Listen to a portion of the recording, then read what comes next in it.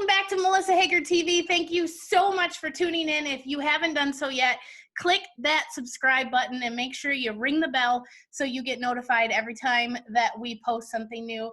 I'm pumped. Today, this is a very special interview, very exciting, very official. On the line with us today is State Senator Ken Horn. I'm super excited. Hi, Ken. How are you? Melissa, how are you doing? I'm good. I'm trapped with children and a husband, and I'm sick of them. But besides that... Yeah, you know what? You look so professional, and here I sit with a ball cap on. You know, you can't hardly tell, but this is like 4 weeks worth of beard, and I'm almost getting a 5 o'clock shadow. But I did for you. I found myself a black market haircut and trying to look halfway decent. Fancy. Well, we did the old ordered the clippers off of Amazon, and my boys are all running around with mohawks right now. So it was the best I could do. When I put the bowl on their head, they were like, "No, please, no." I was like, "All right, then it's either a buzz or a mohawk." And I have limited skills, very limited. Just pick up an old Floby clip and then show them that. They'll appreciate it. That's a great idea. So this has got to be a very interesting time. I mean, I don't want to date this video too much, but we're obviously in the time of the virus, you know, and we've been quarantined for 4 weeks. My family's been in for 6 weeks. We decided to cut ties with the outside world a little bit early.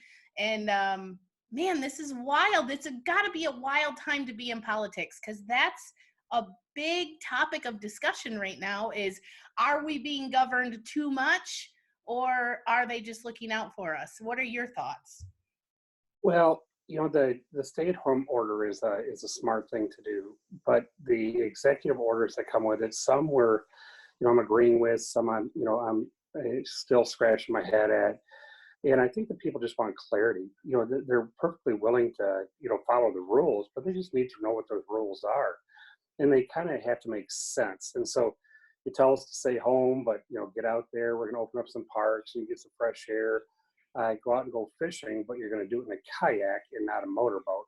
Because we know people that have actually gotten fines, $500 fines for being out in a motorboat. And, you know, and so you ask, so why a motorboat? In terms of restriction. And well, there's a chance that somebody going to get gasoline for their motorboat's going to leave germs on a gas pump handle. And honestly, you know, if we're smarter than this, I wrote, I said this to Capitol Press reporter. I'm glad he didn't report it. He was being kind to me, I think. Is that, you know, heck, I go to the Kroger, the local Meijer, and they have hand sanitizing stations for the shopping cart handles, and, you know, for the baskets as you walk through the produce aisle. You can't put a hand sanitizer on a gas pump. I mean, and honestly, when this is all said and done, we're going to have to manage a lot of this ourselves, understanding hygiene and washing your hands frequently. You know, for a little bit of time, we're going to have to socially distance each other.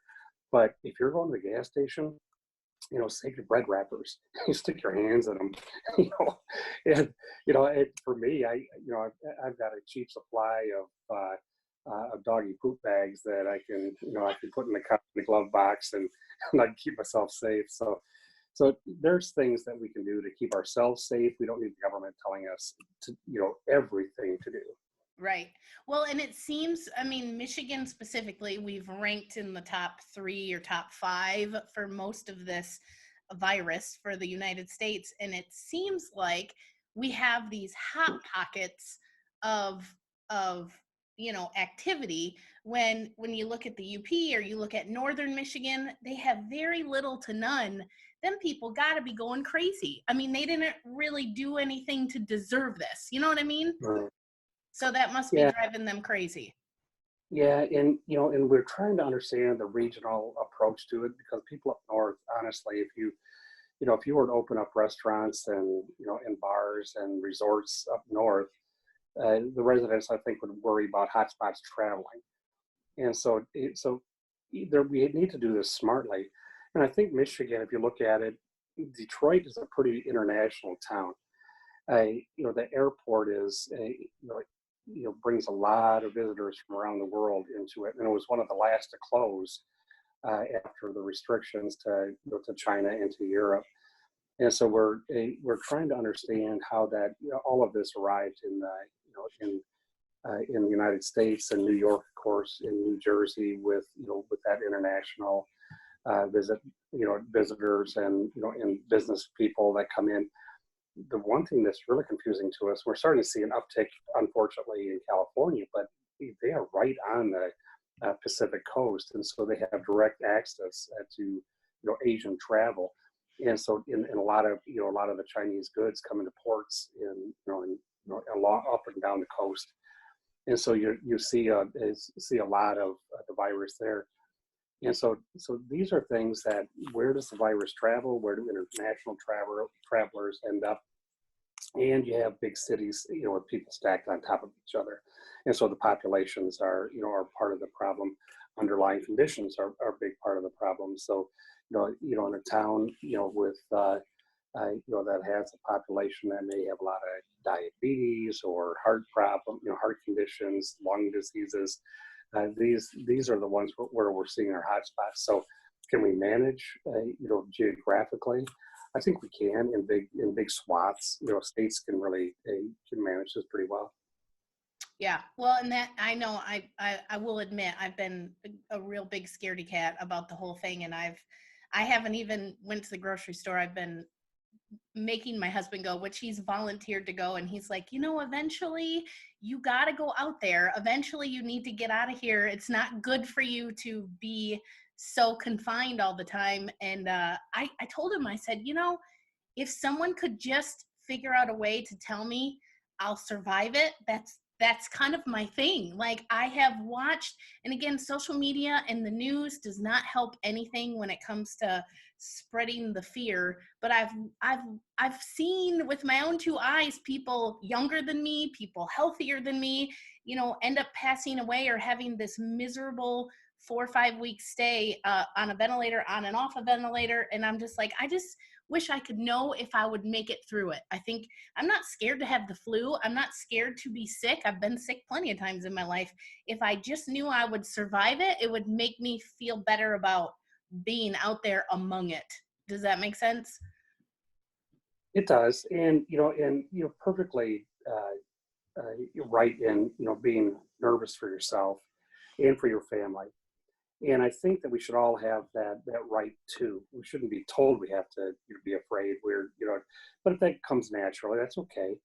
And there are people that are afraid of fire, but eventually you're going to want to grill a hot dog, right? So you're going to you're going to have a fire someplace in your life, and you'll get out and about again. And I've asked this question, and honestly, I don't have the same fears. I'm cautious, I'm careful, but I don't have the same types of fears. But I ask the very simple question, to many people, especially in my business, when is the next time you're going to go feel comfortable in public shaking hands for the first time? And this is going to be a cultural, societal shift for us in many ways, and our workplaces are going to have to adapt to that. And so I'm leading a work group, a bipartisan work group called Safe Behaviors for Safe Workplaces. And what we're studying right now is how certain activities, can start up working again in a safe manner. So if you have one person on a work site, for example, they have no contact with the public and with customers, think about the lawn cutter guy or the guy that's going to open up the pool besides me. Can that person come, unload their equipment, work on your lawn, work on your pool, wash your windows, do something for you, put in your gutter cleaners, whatever it is. Just ring a doorbell, leave a bell, and have you pay it by mail. Is that safe? I think so. And so how can we get those people working? And things we question. I mean, people are driving around town, believe it or not, on their way past a water line repair up here on Main Street. So you got guys out there working. Road construction is okay, but home and commercial construction is not okay, right? It's not. How can that not be safe?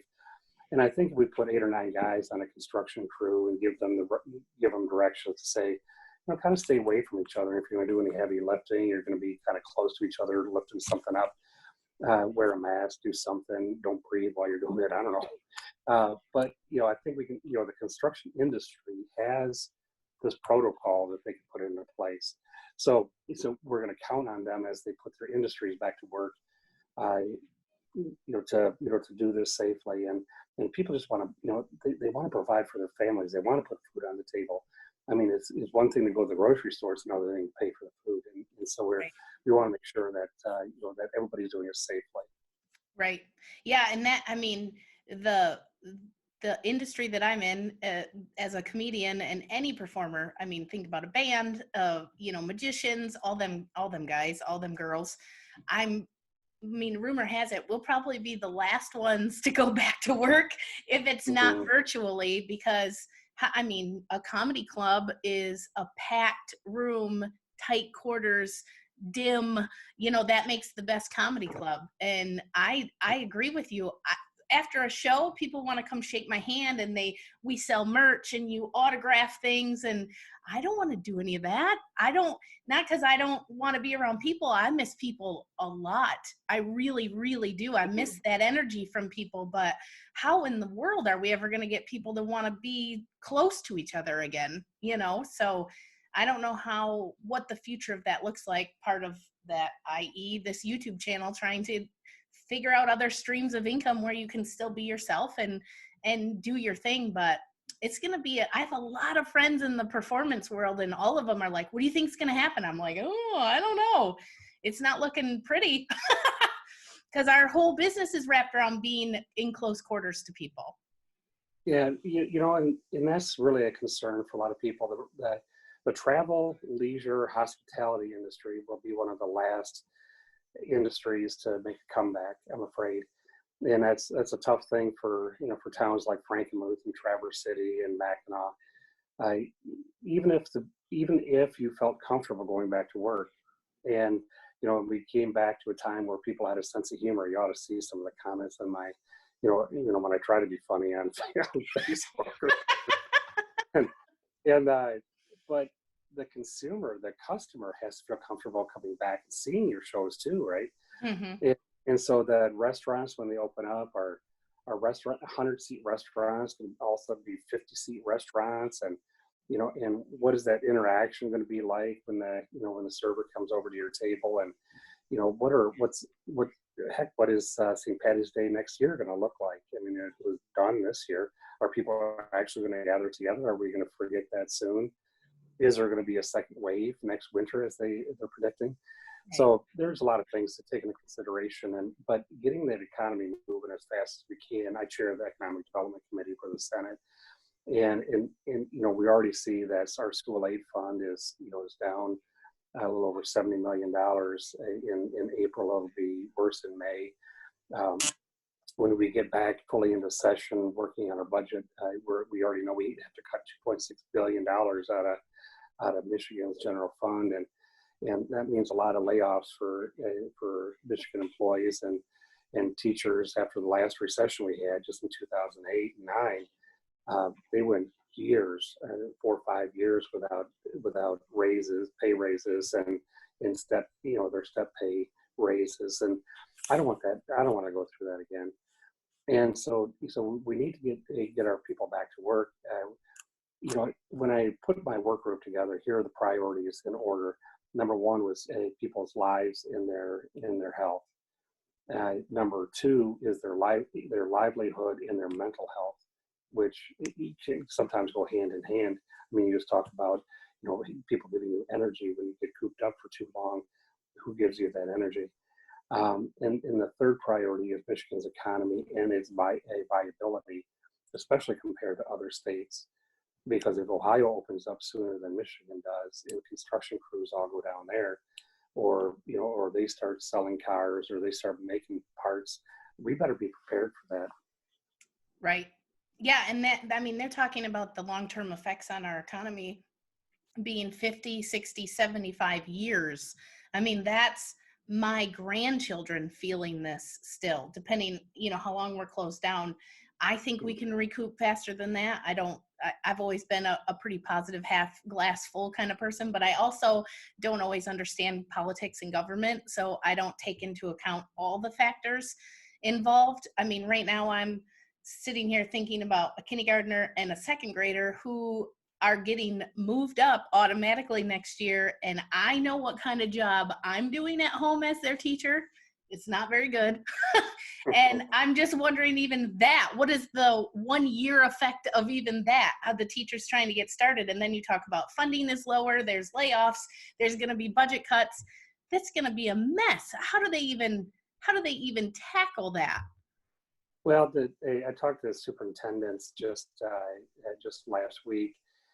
Some of them are be starting school a week or two early to work on some remedial things, and parents will be given directions, I think, by teachers throughout the summer.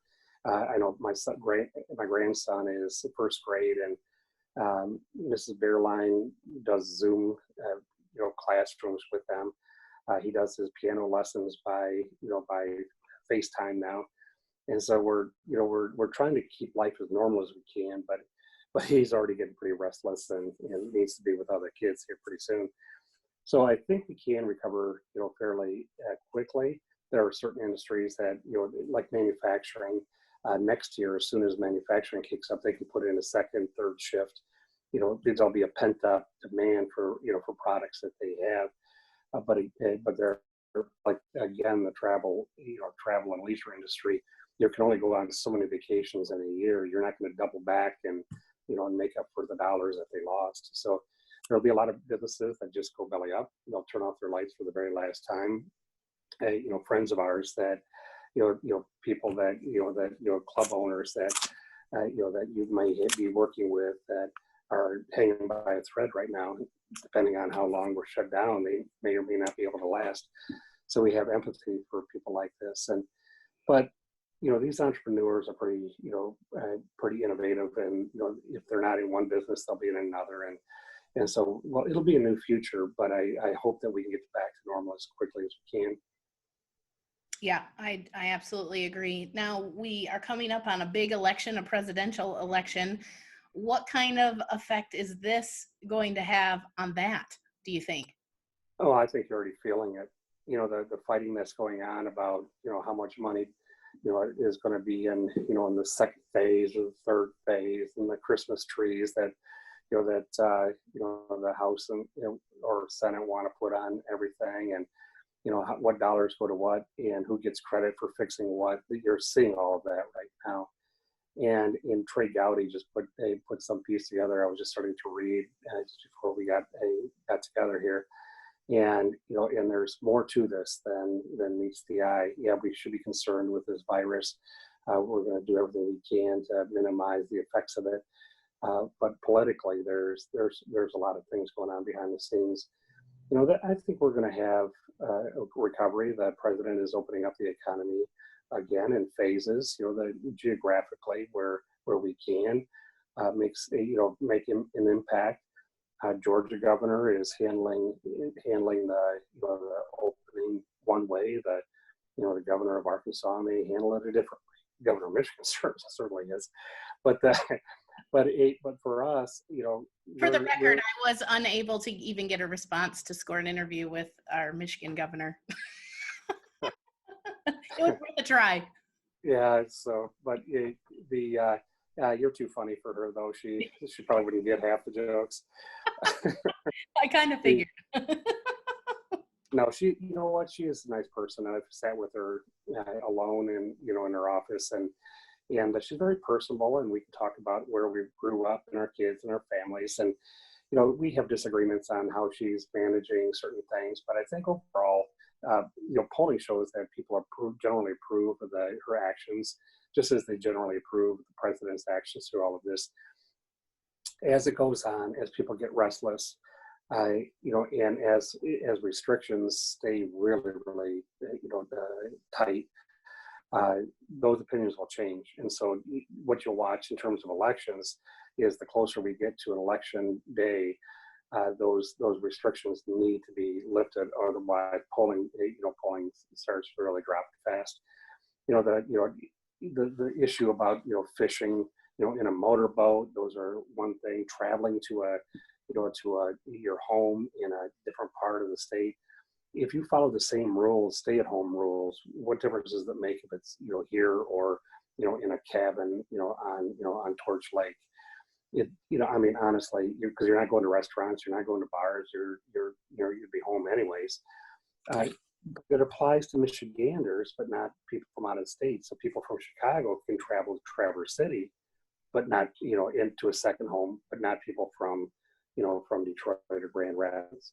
And so these are inconsistencies that the people notice. One thing that came out really early was the issue about greenhouses and nurseries. When they can open. And you think about, whoever's advising the governor, obviously they trust you to walk safely into a liquor store or a pot shop, but they feel like greenhouses and nurseries are terribly dangerous places for you to enter. And in buying seeds to start your tomato plants and your snow peas are a little bit too much for you, so you probably shouldn't be allowed to walk down an aisle at one of our big box stores or walk into Ailey Greenhouse.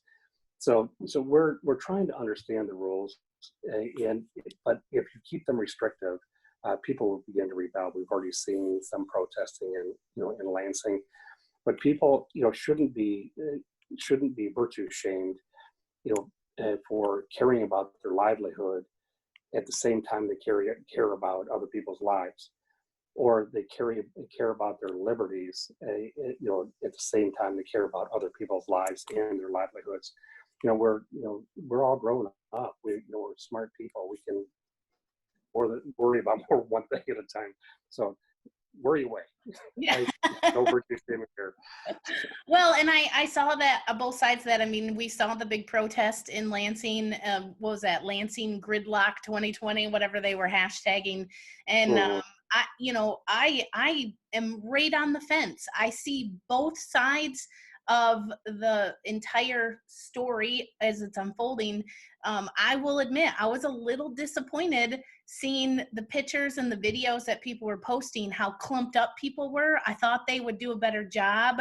I've seen several videos and pictures of nurses protesting for different things, more equipment or more pay or hazard pay, and they're all 6 feet apart. They got their masks on, they got their gloves on, and they're doing such a good job of making a good protest and following the social distancing. And I was a little disappointed in our Michiganders that we're all clumped up down there. Like, I thought people would be a little more suspicious of each other. It's not what you have if you've stayed home and not went out and about. It's what the person next door has and where they've been. You don't know where they've been. So that was interesting to me. It was actually eye-opener, because I was like, okay, so what are we actually protesting here? Because what they displayed in the protest made me a little nervous about how responsible we actually are. For people that are on the outside looking in, and with the kind of fear that you have of this virus, it's a perfectly reasonable thing to think. There are people that aren't as afraid. Protests aren't my thing. I've got work to do. While they were down there, I'm on Zoom calls trying to figure out how to get people back to work. Right. Yeah. But I understand the pent up anxiety that these people have. And mental health is important as physical health in many cases, and this was their way in many cases. There was probably, probably some outliers in all of this, but the bigger part of that protest, if you'll recall, was people in their cars, blocking traffic, or just because of the congestion. So they were in their cars, safe distance apart. The only time they came in contact with somebody was when a reporter came up to their window. And so what you saw was the smallest part of it. And there's an old, or an old saying, I don't know, John Henry, that is it give me liberty or give me death?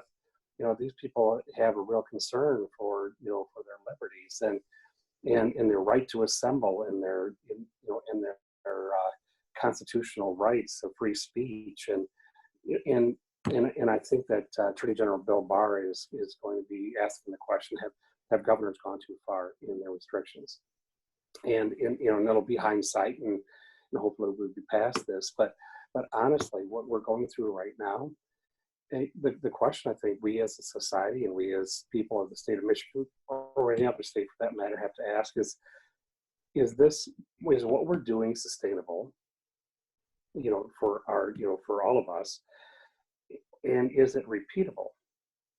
If the experts are right and there's going to be a second wave that could be worse than the first, are we going to put ourselves through exactly the same thing again? In November and December, are we going to do this to ourselves for every novel virus? Are we going to look at the numbers? Are we going to say the common flu kills as many people if we have a vaccination for that? And so we worry about the flu as much as we worry about this. And so these are real questions that we're going to have to ask ourselves. And so I think that the armchair quarterbacking will begin, as we get over the hump of this. And it's just who we are as as Americans, and I think that's a good thing. So the protesters are. I think they're planning another visit on April 30th. We're going to be down there as a legislature probably before that. We have some decisions to make about extensions of state emergencies and stay-at-home orders and all of that. So we'll be working on that kind of stuff. But yeah, we're this is just it is an odd, uncertain time, and we'll get through this together, hopefully with a little bit of a sense of humor. Well, this is our family's very first summer that we actually committed to a campsite for the whole entire summer right on the water up in Tawas. And we made our deposit. We scored one of the great sites we wanted, the whole thing. And I would really like to spend some time up there. It's not looking good right now. I haven't even bothered packing the camper at all because we keep getting emails from the park saying, stay home. You can pay a minimal fee to keep your lot, but please don't come up here. We're not turning on water. We're not turning on sewer, blah, blah, blah. And I'm like, man, the one summer we finally committed to something. I'm like, dang it. I did a little bit of camping back in my scouting days, and I can tell you, what the problem with camping is? What? It's camping. and honestly, when you go, even if you have a camper, it is going to rain, it's going to pour, everything's going to be wet. You're going to try to light fires. You're going to try to roast, hot dogs with s'mores, and nothing's going to work the way you want it to. So you're better off just, maybe going to Splash Village or something, and hey, order a pizza for the kids, have a cocktail for yourself. That's life. That's living right there. I don't care who you are. See, you can tell I obviously do not have many conversations with politicians, man. You guys get right to the point, don't you? You just lay it out right on the line. We didn't even talk about your position. What are your responsibilities in the Senate? Well, I first got elected in 1992, so as a county commissioner, and it's just different levels. I was in the state House of Representatives for 6 years, the 2-year term limits, and in the Senate, it's really the responsibilities are the same as my House days. Just that there's less people. There's only 38 senators instead of 110 reps.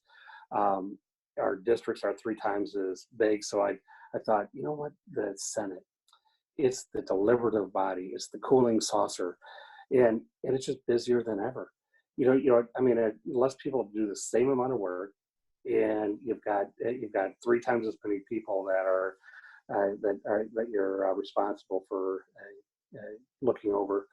And I have in my district some 270,000 bosses, and I can guarantee every single one of them has a different idea how to run this great state of Michigan.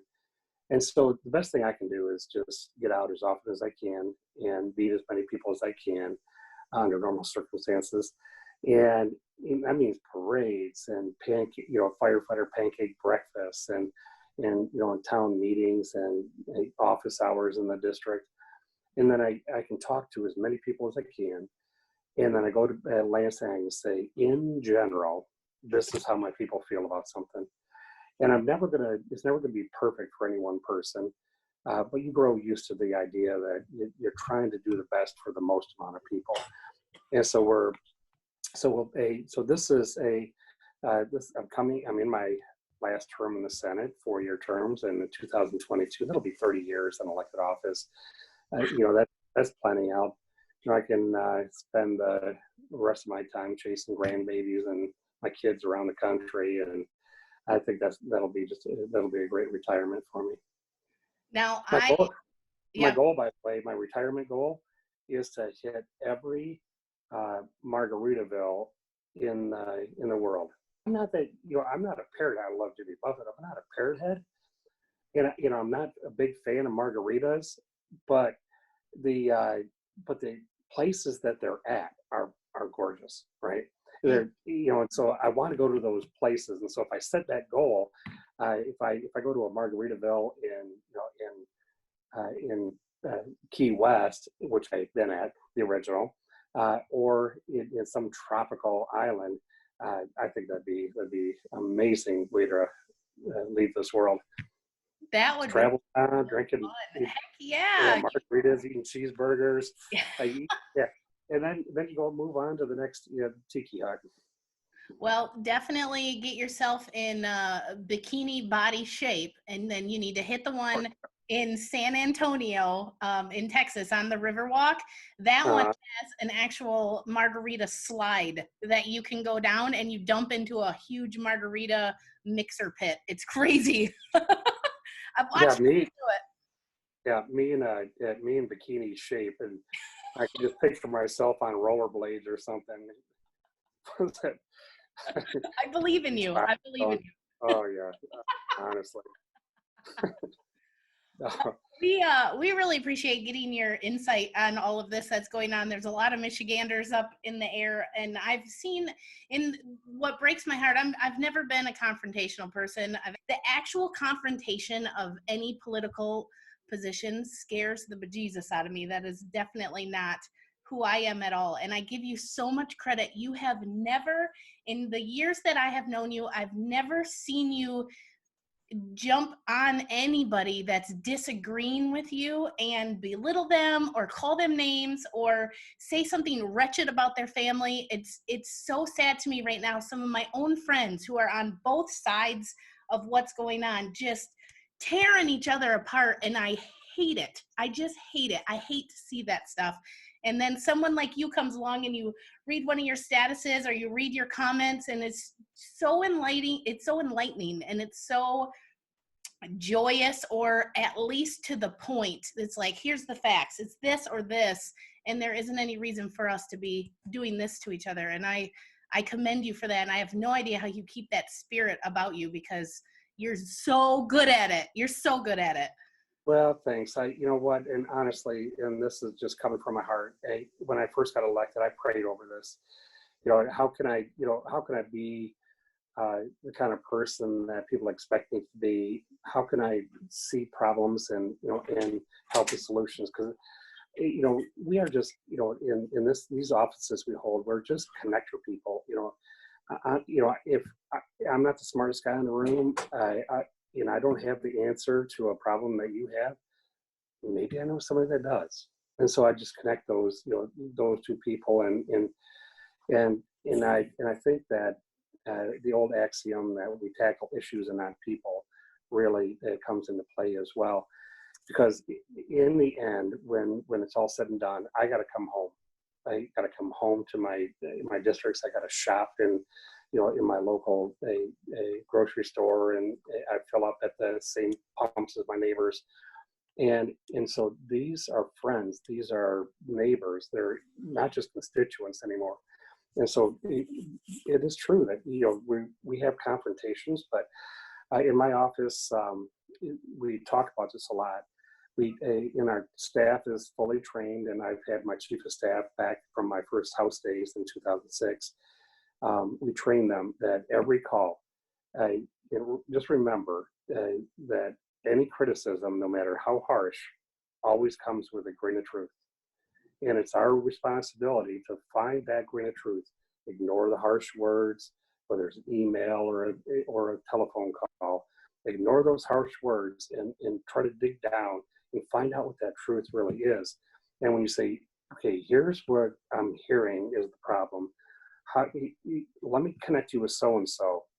And that person will go, wow, they really listened, right? And we call that flipping constituents. When they call up angry, they don't expect a live call in the first place. And so we, that really is a goal of all of my staff members. And so when I leave that job, and I'll probably do something else, and whether it's in the energy business or economic development, I'll do something else. It'll be just a little short of real retirement, but in the end, this is no matter what you collect in life, no matter how much you accomplish, we're all going to be judged on one very simple thing, and that's how we treated each other. And so we walk through those pearly gates. You look back and go, Lord, I think I hope I was a good servant to you. This is a very personal question. I have to ask it before we go, because everything you just talked about and described also makes for an amazing spouse. So we have to know, how long have you been married? You have a beautiful wife. I've met her several times. I love her to death. How long have you been married? Veronica and I've been married, it'll be 37 years this summer. Incredible. And do you We listen to her met. that good too? Pardon? You listen to her that good too? What? Do you listen? I'm just playing with you. See what I just did to you? We met at Bavarian Inn back in the early 80s. We were both servers. And, I had, she was really cute in her dirndl. And, of course, I had my lederhosen and, chicks dig leather. And so it was kind of a natural. But we got married, raised our kids here in Frankenmuth. They started school and finished in the same school district. That was a promise that we made. Number one, when we got married, that we'd be married forever. And number two, that our kids were, it was really important for me because of the way I grew up, that no matter what school district they started in, they would finish in that same district. And we gave up a lot to come back here to Frankenmuth, gave up good jobs and a nice home, and moved back in because of the school district. And so far, I've kept both those promises, and we're now raising grandkids. They have two that live with me now, and of course we lost our little Zelly, about 2.5 years ago, and that was it kind of shocked the community. Yeah. And that was one of the hardest things we've ever gone through, and through that we renewed, because you could go two different ways. You could either completely walk away from each other as family members, or you could bring you closer together. And God bless blessed us with a tighter family unit here, and so we all supported each other through that. But now we've got Leah. She's crawling like the Dickens now and getting into everything. So now you got to make sure you got all the dog food dishes picked up properly, and the floors are vacuumed every day, and she's really just developing her personality. And Liam is such a sweet kid. So, and every once in a while on our social media, you'll see living with Liam, or another day with Allie K. And so their escapades are interesting to me. They just say stuff or do stuff, and then I just report, you decide. So, do you think Liam is old enough yet to understand what you do? What I do? Yeah. No, I don't, because I'm dressed so different every time I go out. If I'm going to visit, if I do one of my hometown jobs and I'm shoveling sugar beets with Gary Rife up in Buena Vista, I'm dressed in cowboy boots and blue jeans, and on other days I'm wearing a tie, And some days I'm just wearing a sweatshirt, doing something, and he doesn't quite. That's kind of where he's at. He's just whatever I'm dressed as is what my work is, and so because I'm dressed so different every day, he's not sure what the heck I do. I don't think he gets the whole election thing. Right. So Someday. one day, Someday yeah, you'll no, walk him in there. I got him pegged as the next Marco Rubio. He's going to be running for president before you know it. That's awesome. That's awesome.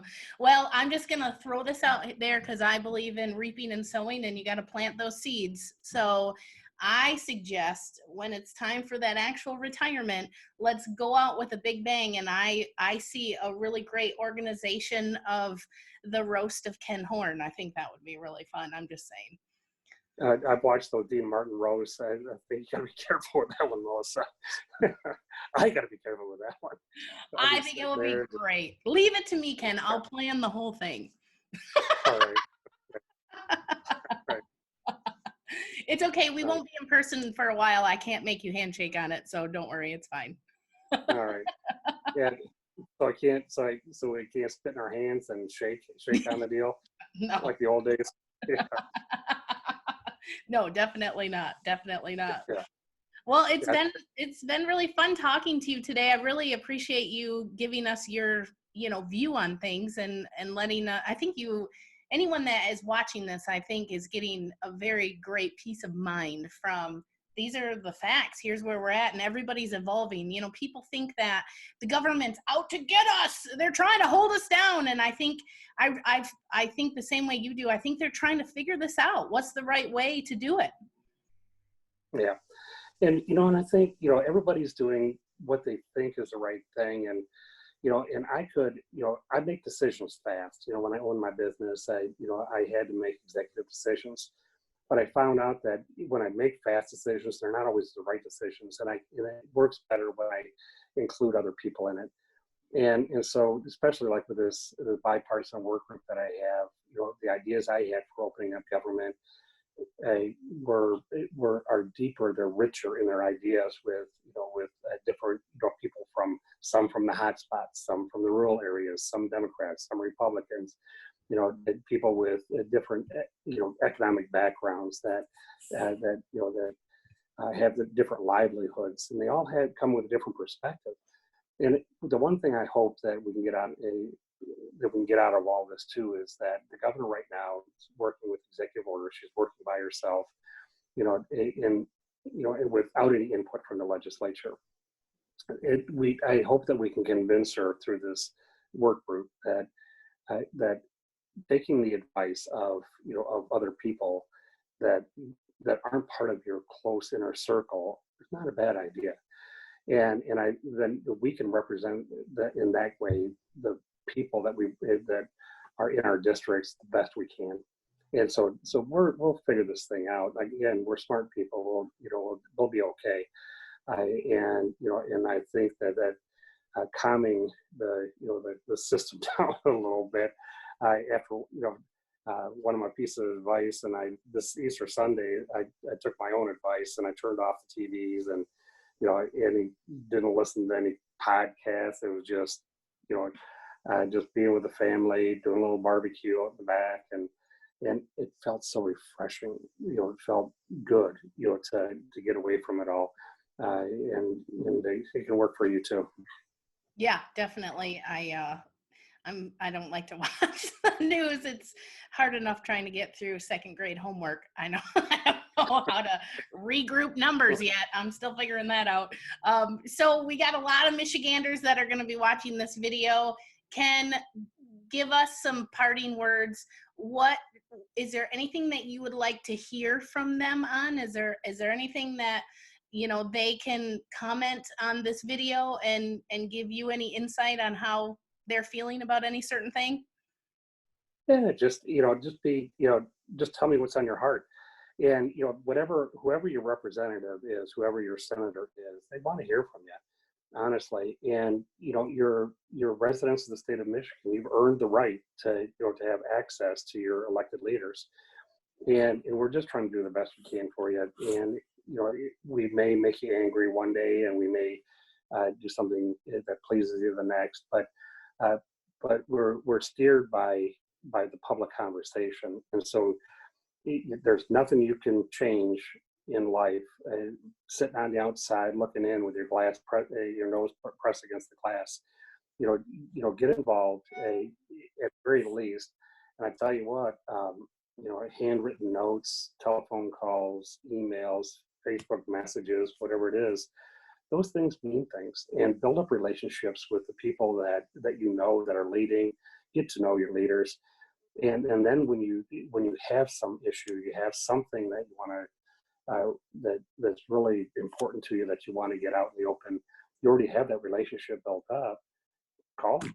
And if and don't be afraid to stop me if you see me. Right now, stay 6 feet away. But if you see me you know at the hardware store or at the gas station or Kroger's, and you want to talk, feel free. If I didn't want to be out and about, I wouldn't be. Mhm.